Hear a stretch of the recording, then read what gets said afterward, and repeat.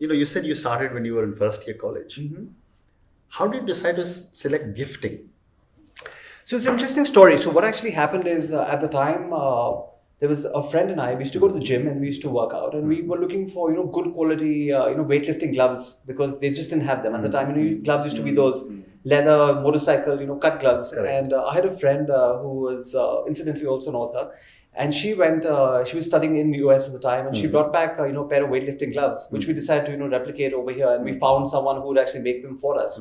And while we started making those gloves and marketing those gloves, this guy also made computer mouse pads. So this is, Y2K was across the corner, around the corner, and he said that rather than doing, what you're doing, why don't you start doing mouse pads with company logos on them? And that's how we actually started. So our first product was a mouse pad with our company logo. And we went ahead and we made those, and subsequently Compaq, the computer company, heard of those, and they gave us our first order of 20,000 pieces, because they were selling PCs at a very rapid pace. Right. And that's how the journey in gifting actually began.